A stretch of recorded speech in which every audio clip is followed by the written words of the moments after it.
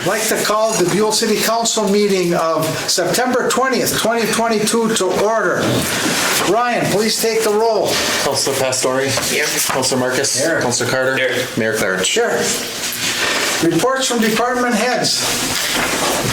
Trent, you're up.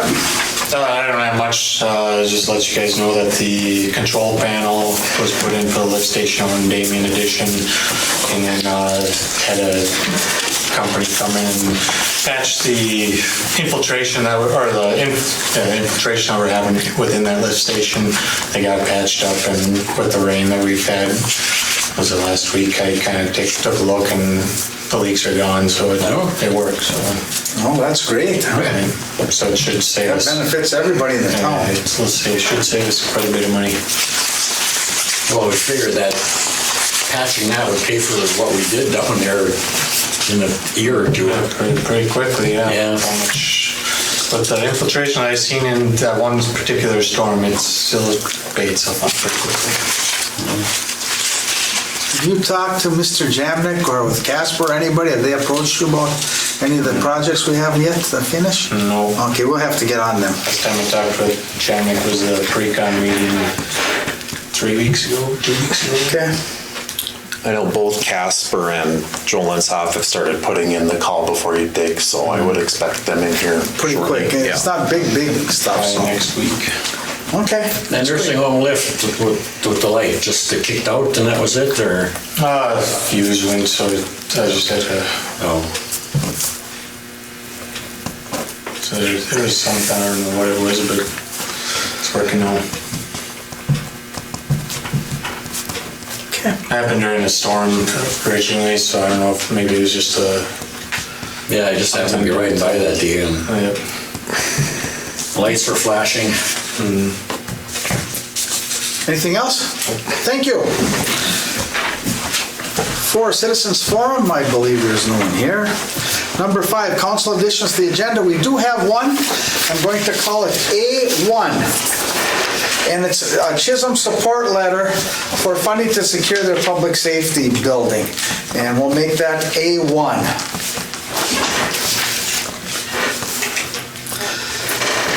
Is there a motion to approve the agenda with the one addition of A1?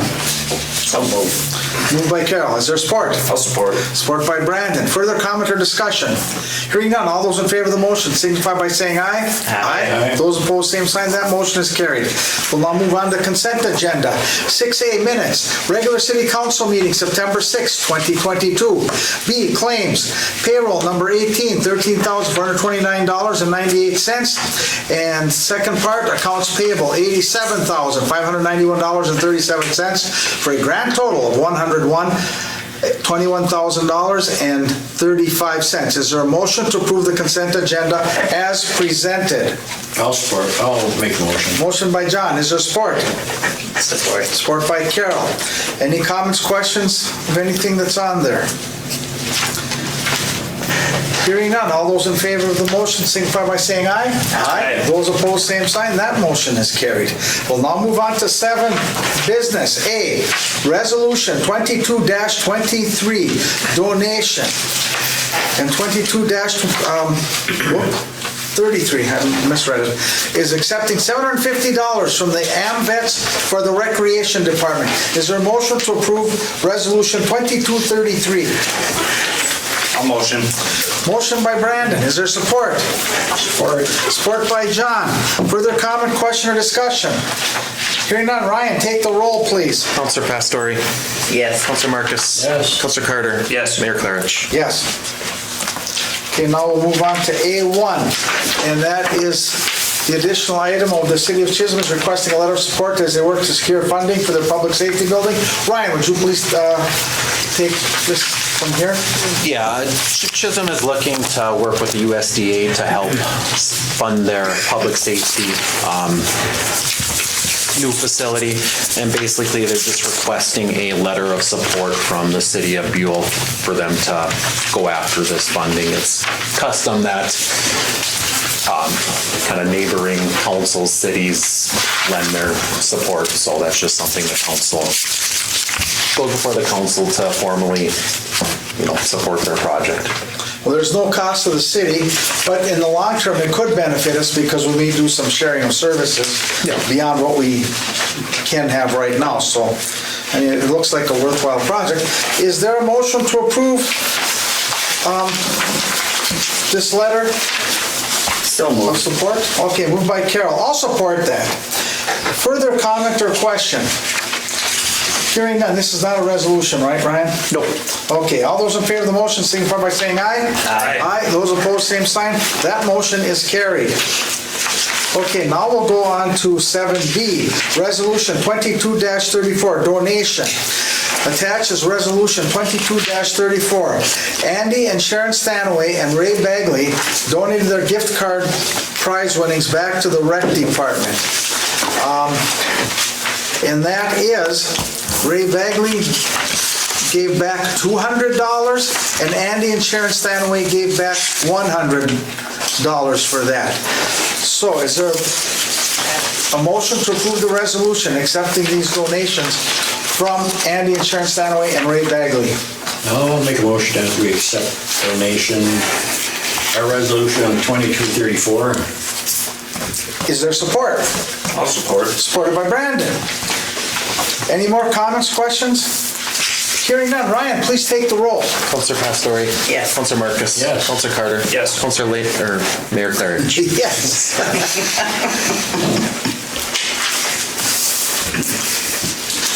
Resolution 22-35, the fiscal year 23 preliminary levy. And we have discussion. Ryan, do you just want to start off? Sure. Cities are required to submit their preliminary levy to the county by the end of September. Basically, the things to note on the preliminary levy is the amount of levy percentage set cannot go up, it can only go down. Right now, we're still working on a few final numbers on insurance premiums and a couple other materials, so that's why it's a little bit higher at this point. Obviously, the city, just like many of us and businesses and alike, we're dealing with inflation, we're dealing with increased fuel costs, we're dealing with higher insurance costs and just raw materials, but we'll do our part to get it something manageable for the residents come December when we need to set the final levy. So in the packet, you can kind of see our preliminary numbers for all our departments, plus our revenues and things like that. So right now, the preliminary levy increase is 17%, or we're asking for another $70,000. Ryan, do you have any more information on fiscal disparities that you might want to share at this time? Sure, I can do that.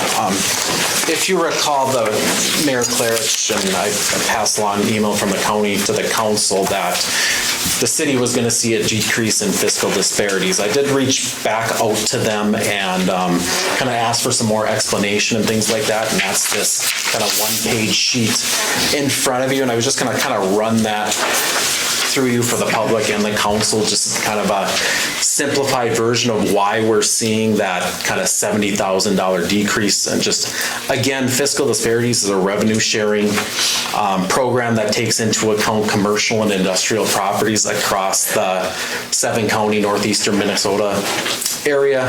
It came into effect in 1995. It's unique to basically the Iron Range area and the 7-county metro area. And basically what it does is the program helps to promote regional development and help smaller or kind of poorer cities, jurisdictions, townships to offer the same kind of services you may be able to get in a bigger city without extraordinarily high property taxes. And basically what fiscal disparities do, the money we get offsets whatever local jurisdictions levy obligations are. Just a kind of a straightforward example, say, and these are by no means our numbers or anybody else's numbers, but say Buhl would set their levy at $500,000, we would receive $100,000 through the fiscal disparity pool. Basically what that means is instead of residents of Buhl being responsible for that $500,000, that the city set their levy at, it reduces that to 400,000. So that's kind of how fiscal disparities work. It helps offset property raises in property taxes by kind of sharing this commercial and industrial growth throughout that 7-county region. For Buhl, fiscal disparities for the past couple of years, 128,000 in 2020. It rose to 150,000 in 2021. Up in 2022, it rose to 182,000. And now in 2023, like was talked about last meeting, it dropped kind of substantially by about 770,000 to 112,600. And just for an example, on a countywide basis, St. Louis County, in 2022, they contributed 8 million, just over 8 million to the pool, but the townships, jurisdictions, cities in St. Louis County were distributed over 15 million. So you can kind of see it is a benefit for especially St. Louis County and the city of Buhl. So I think one of the kind of questions of why did this change affect, and the county gave basically a couple reasons. One is short-term rentals. And basically what happened at the beginning back in 2019 is the classification for short-term rentals was commercial. So basically all those short-term rentals throughout the 7-county area were taken into account into that fiscal disparities pool. Well, fast forward a couple of years and the legislature enacted a new law which basically said those owners of the short-term rentals could classify as non-homestead instead of commercial. So basically what that meant is all that money that was placed in that pool was now taken out of the pool. Combine that with the skyrocketing kind of market values around the state, county, city are two of the reasons why you see that dramatic decrease in our fiscal disparities. As far as market value, one of the main components of the fiscal disparities formula, which is extremely complicated, and I cannot explain it in depth, but one of the major factors is what they call fiscal capacity, which is basically your market value divided by your population for each jurisdiction. So when you have, increased capacity with the skyrocketing values, we're getting less fiscal disparities because Buhl has all this opportunity, or Chisholm has all this opportunity because the tax capacity is higher. So, that's just a kind of basic rundown.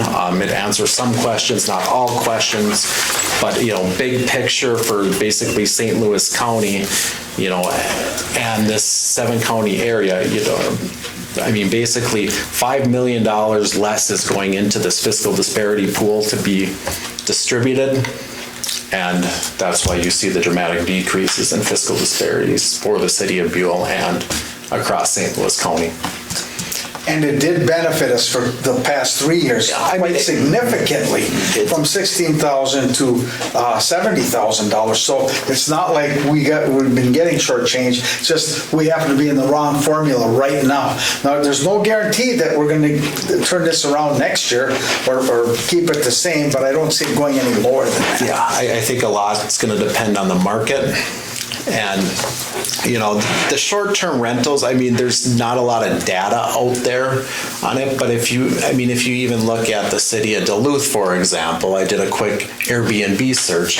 Well, there's 120 properties. You say they have a value, just hypothetically, a value of $100,000, that's $12 million right there. So, I don't know how many short-term rentals are within the 7-county area, but there's probably a lot more than 120. So you can see how at hindsight, at first glance, I didn't think that would be it, but actually when you look at it, it could, if you're taking all that property tax base away from being able to, basically pay into this fiscal disparity pool, it's going to make some some difference. Where they leaned on that pretty hard, eh? Yeah, they did. And I just want to make the point, I mean, fiscal disparities still does benefit the city of Buhl and St. Louis County as a whole. You can see, I mean, both 2022 and then coming into 2023, St. Louis County as a whole is putting in less, but we're getting out more.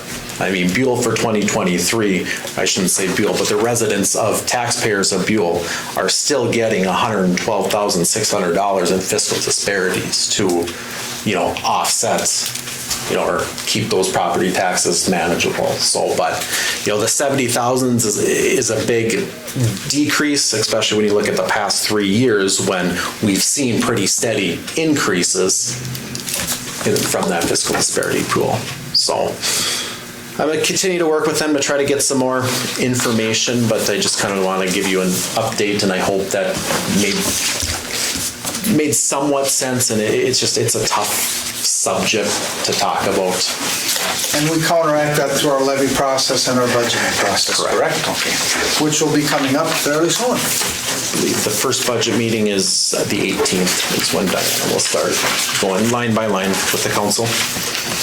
So that 17% increase is to make up for what we've lost in fiscal disparities? No.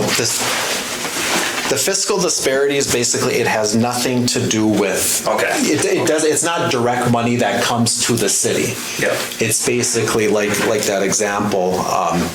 It just offsets. It just offset what the taxpayers of Buhl will be responsible for. One other question: if we were to ask the county for that formula, would they give it to us? Yeah. How fiscal disparities are determined? Would they? Yeah, I mean, I'm kind of curious. Good luck understanding. Well, yeah, I would just like to see it. The actual fiscal disparities formula was developed for that 7-county metro area back in 1961, 1962. Yeah. We adopted it in 95, 96, but I will track it down. Awesome. For you. Appreciate it. I don't think every county can tell us. That's what I'm getting at. Well, we'll figure it out. Well, no, we have to deal with it. That's the problem. Yeah. I mean, that 7%. Once again, last year we were at about that level too, right around 17 to 20%. And all we do is we tell Diana and Ryan to sharpen the pencil a little bit and try to come up with something reasonable, so workable. Is there a resolution to approve the 2023 preliminary levy? I'll make the motion. Is there support? Support. Okay. Moved and supported. Further comment, question? Once again, it's a work in progress. We'll keep talking about this as we move along. Hearing no further discussion, Ryan, would you please take the roll? Councilor Pastore. Yes. Councilor Marcus. Yeah. Councilor Carter. Yes. Mayor Clarich. Yes. Begrudgingly. Yeah. But that's life in the fast lane nowadays, so. Down to making some cuts or raising taxes. Or both. Or both, yeah. Okay, next one on here is a library board appointment. And Frank Fabish has expressed interest in being appointed to the library board. Frank currently serves on VITA, and this is a recommendation too from the library board also, right? Correct. Is there a motion to appoint Frank Fabish to the library board? I'll make a motion. Motion by Brandon. Is there support? Support. Support by John. Any further comment, question, or discussion? Hearing none, all those in favor of the motion signify by saying aye. Aye. Those opposed, same sign. That motion is carried. Get my little bit of paperwork squared away here, so it's nice and neat here. Okay, now we'll move on to 7E, rink attendance posting. The rec department is requesting authorization to post for rink attendance for the upcoming season.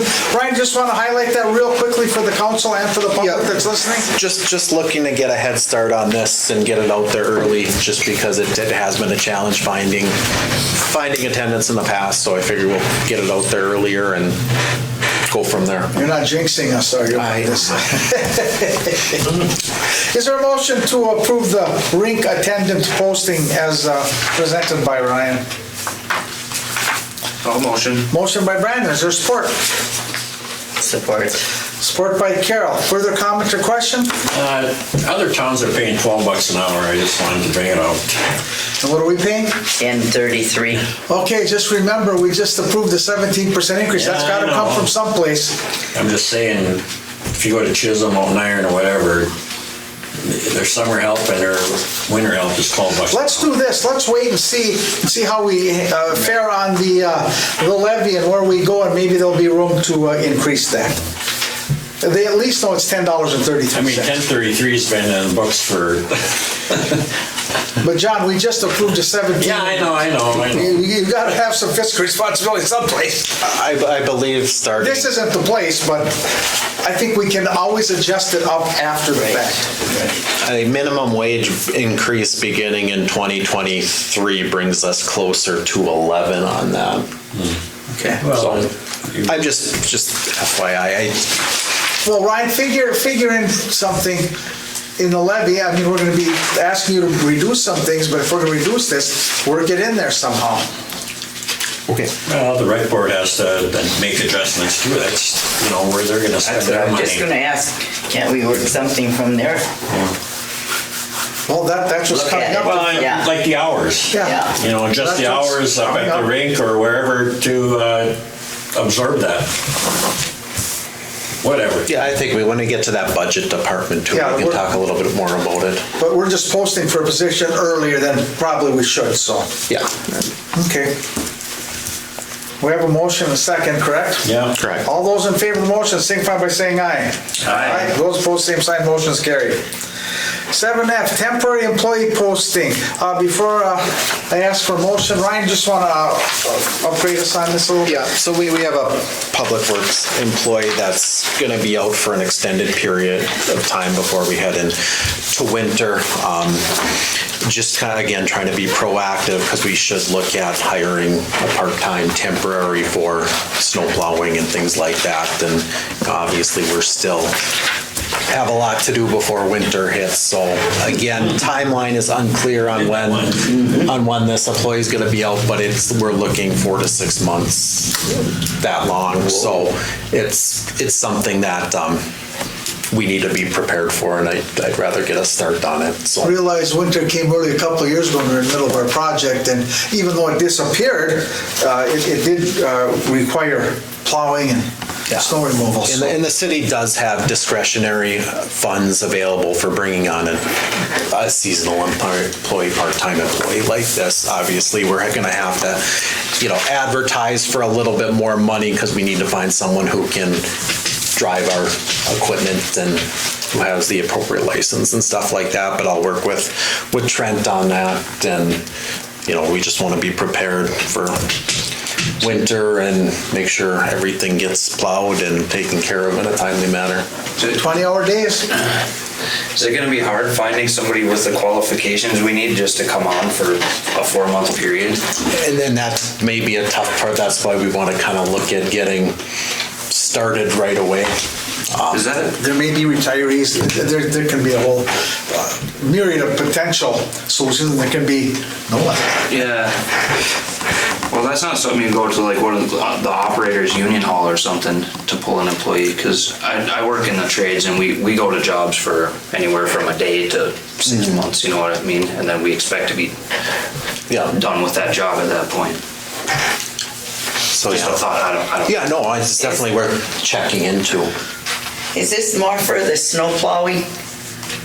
Yes, that'd be more Than anything? So we could actually look for, for instance, Cabina with their, For a snow removal service. yeah. I think if things got tough, we'd have to work with the union on that and Get a letter of understanding. A memo of understanding, yes, If nobody absolutely. comes forward, well, then public safety dictates, and you got to get the snow removed, and Right, if it's strictly snow, we're okay to look else, other than an individual here. you look for an individual first, and then Right, if you can't right. get anybody, well, then Yes. you talk to the union and get a letter of understanding what would be allowed to do, but hopefully it won't. We're posting early enough, hope. Yeah, hopefully, yeah. Yeah, it's just again why we want to have your blessing, so to speak, to make sure we're prepared for situations Hard to like talk this. about snow removal when it's 83 degrees outside. I probably jinxed that one too. Thanks, Ryan. Oh, yeah, you're gonna hear about it, don't worry. But I mean, just for emergency concerns too, we do keep in close contact with Chisholm for something that may come up, because they do have employees that can operate the type of equipment. And in a pinch, I know they'd be there to help out. The same thing with us, with them, so. I filled in that one time. It was more than snow, the power was out. Frank was hunting or some damn place, I don't know. Oh, yeah. Okay, well, Let's repair the power up to the tower. so we have a motion and support on this. All in favor of the motion, signify by saying aye. Aye. Those opposed, same sign. Motion's carried. I'll move on to the DNR grant amendment. Before I have Ryan cover on that, I just want to let the public know and the rest of the councilors know that this issue came up a while back, and Councilman Marcus and myself, our lobbyists, Senator Tomasoni, we had a lot of people looking into this, and I think Ryan can summarize everything very nicely here and explain what happened, what was going on, because this goes back many, many years. So Ryan, if you wouldn't mind, discuss this first, and we'll open up to councilor questions, then we'll entertain a motion for that.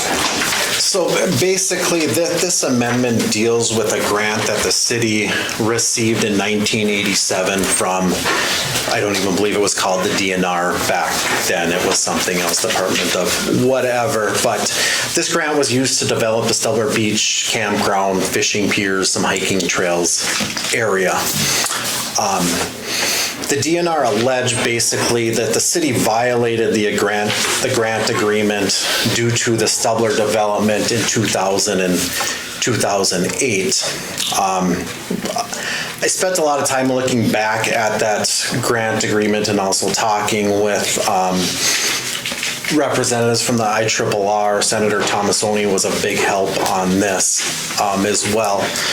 You know, and basically what this amendment does is redraw the map of that original DNR grant. Basically, back in '87, the city submitted a map that basically said no scale on it, that showed land the city acquired from U.S. Steel, which resulted, which was like 120 some acres. And how the DNR's kind of stumbled on that we violated with the 2007-2008 Stubler project. I'm not really sure. Obviously, none of us were around or had any involvement with that 87 grant or the Stubler development, but through working with Senator Tomasoni and our lobbyists, Gary and Jeff and the mayor, we kind of came to kind of a mutually beneficial agreement. And basically, again, the amendment just redraws the map, brings us into, not even into the DNR kind of admitted their fault on this one. So just basically redraws the map is what the amendment does. What it does is protect the land beyond what was originally submitted into a recreation-only area. And there were mistakes made, and mostly on the part of the DNR. When they went in the city in 2007-8, and none of us were on the council then, platted that area and developed that area for housing, but they had help from the IRRB, which is a division of the state of Minnesota, and the DNR had to have been consulted before they could do any work on that pit. So that was missed completely in the past. Correct me if I'm wrong, Ryan. No, that's absolutely. And so there were a lot of misgivings then, and so all we did is we straightened this out to say, okay, look, you'd already agreed to this taking place, this being happening. We're just redrawing the lines, that they now have the area for the pit. They have the area for where the disc golf is, which is actually a hiking trail. That was the original purpose of that.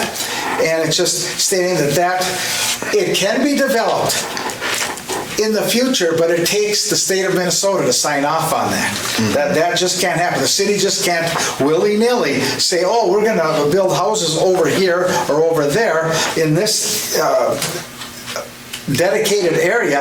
It takes the state of Minnesota, it takes partnership of them signing off and approving that first. So that's just, in a nutshell, that's what I'm trying to say. Ryan, you explained it quite perfectly to me. And the information's all here. And so I guess I'm going to open that up for questions of Ryan, myself, or John, because we did meet with the DNR here the one time, and then on the phone possibly another time. I'm not thinking, trying to remember that. Do you have the original map? Or just Exhibit B, that's the new boundaries, or the change to it? Did have it with in another meeting, we had the other map. Basically, what's the original map if you're looking at the Exhibit B? Basically, the only thing that was taken out was that This was in there. west side of the pit where the Stubler development is along that. Everything else was in that original map. And it showed land basically to the east beyond our city limits is what was shown on the original map. So that's, this new map here, the only thing that's excluded from the original is around the north side of the swimming pit Correct. and along the west side of the swimming pit. East side. Yeah, but what Or east side, I'm sorry, yes, north and east side, that's it. Yeah, and I think Well, they had some of Damien Addition in there too. that was a different map. Oh. So basically, the big picture here is no area that was improved by the grant has been touched. You know, this map, all it does, it carves out the Stubler addition area, which the DNR had direct knowledge of because they have statewide jurisdiction over all mineland reclamation. That's in the state constitution, I believe. Correct me if I'm wrong, Attorney Carney. So, to me, and our point all along was, you had 15 years to bring up any concerns, and you sat there and you didn't say anything. So you throw this on this council at this city and, threaten, to pull $75,000 away from us, when, obviously that didn't happen, but we worked through this, this process, and, this is what the amendment does. It preserves the original obligation, the original intent of the grant funds used by the city of Buhl. That hasn't been touched. The city's put money down in there by redoing Grant Location Road and more improvements down there. So, we fulfilled our obligation. Disc golf and. Disc golf, again, with the IRRB, that was, enhanced recreation in that part of the area too. it was a misrepresentation by the DNR or whatever that set this off. They agreed to this in 2007 with the council that was in place at that time to do that. And then it was brought up by a local person, and not even one of the lead people at the DNR answered said person on their own and took certain assumptions, they're not knowing the history of this. And when it all came out, then they came in here. They came to us, a little red-faced, I would think. And the agreement was drawn up to be fair to everybody, to be equitable to what the intent was, what happened in 2007, and to move on, and then to lock in everything else from there on in. So it satisfied everyone's needs. Well, the biggest part is moving forward with this agreement, the city doesn't have any monetary effect by this, right? No. This takes any. This satisfies the DNR 100%. It cost us some money to get to this point. Yeah. But yes, we didn't have to, that we shouldn't have had to spend. It satisfies any liability or recourse back to the city. And again, I think the main point we want to make here is the areas that we all know as recreational areas are staying recreational areas. The only thing that was taken out was stuff. So that's the only change to this map. That's the only change to that map. Like those ball fields weren't in there or nothing. The right? ball fields weren't in. Well, that was originally brought up by the DNR stating that this does not affect the ball fields.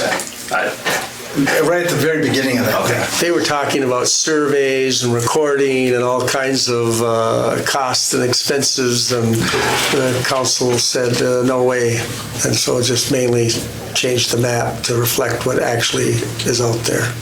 Yeah, and we didn't have to go that far as new surveys, because all of us are familiar with the Land Explorer and things like that. And if you click on the individual portions, they all have their own legal descriptions. So that's why you kind of see Exhibit A and you have 10, 15 different little legal descriptions. So a survey wasn't necessary on something like that because it already had the legals. Plus the map is just,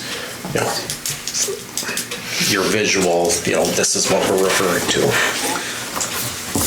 Further comments or questions for Ryan or John or myself or Attorney Carney, who also was involved in some of this? Is there a motion to approve the grant amendment? So move. So moved by Carol. Is there support? I'll support. Support by John. Okay, last chance. Comment, question? Hearing none. All those in favor of the motion signify by saying aye. Aye. Those opposed, same sign. That motion is carried. Well, we'll move on to councilors' comments. Brandon, you're up.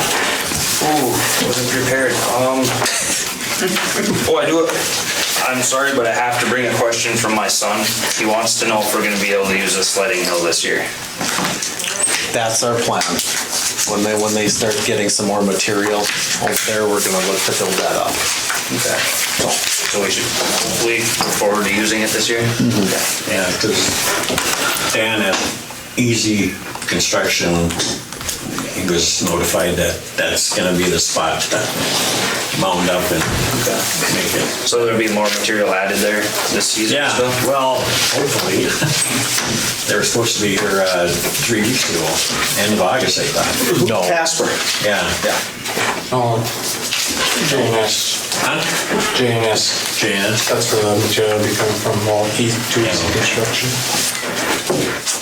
Where's the material coming from? Joel and Stop. Oh, Joel and Stop. On the roads for the. On that, okay, no problem. So, and that should be a little bit finer stuff because there's some boulders There would still be staying. some from Casper also. Okay. They're not fully done yet either. Is there a certain grade we're supposed to have on that? Does anyone know? On that hill? No, I think. Steve. We never talked with our insurance company before. Well, to go to Polk, I just went by there the other day and it's Straight up. straight up with some hay bales on the bottom. So, yeah, we're good. Okay.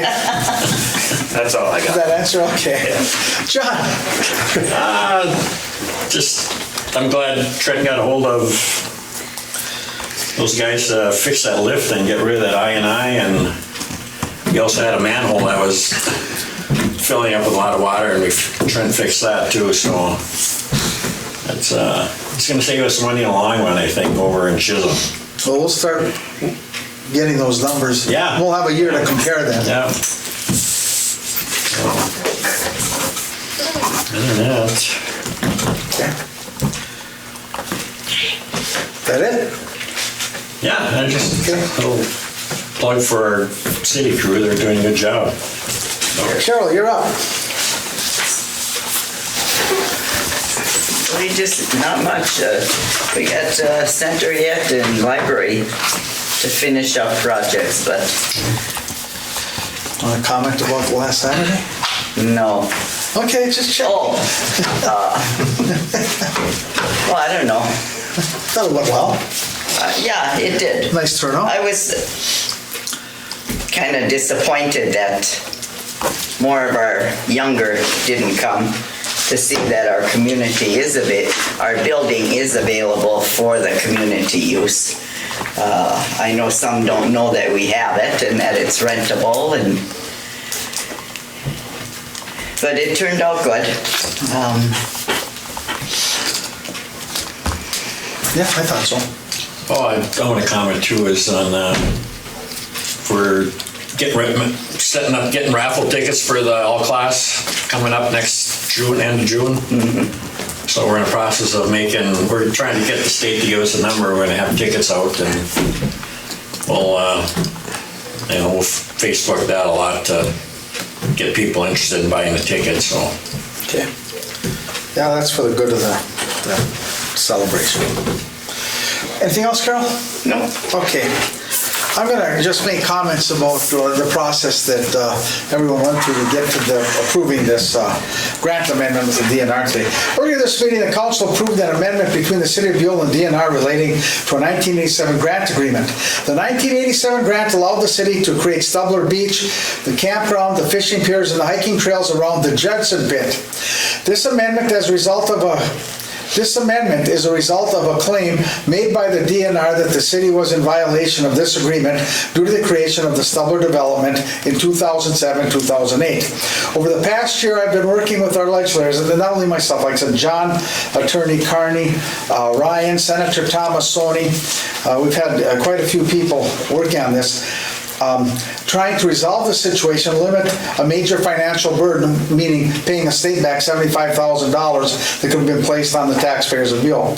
I want to be clear that this situation evolving like it did, starting with the DNR sending a letter to a resident that was addressed to the city and subsequently posted on Facebook.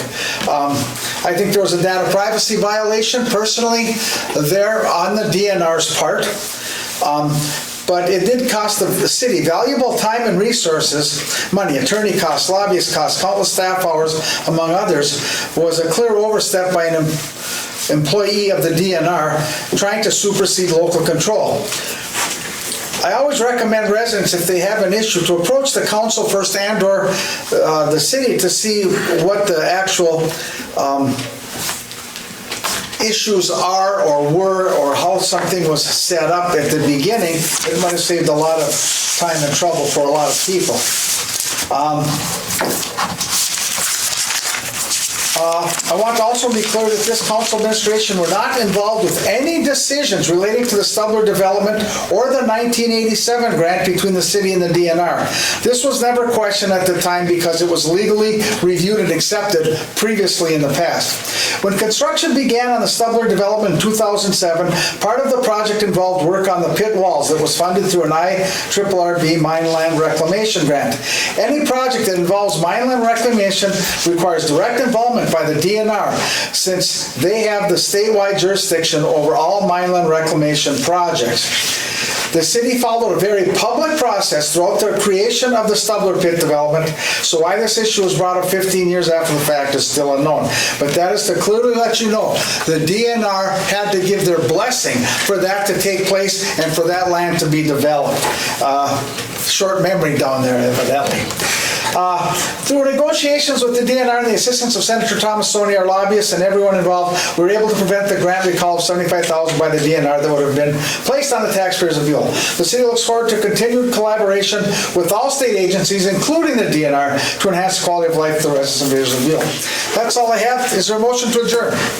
So moved. So moved by Carol. Is there support? Support. Support by Brandon. All those in favor of the motion signify by saying aye. Aye. Those opposed, same sign. Motion is carried. Meeting adjourned.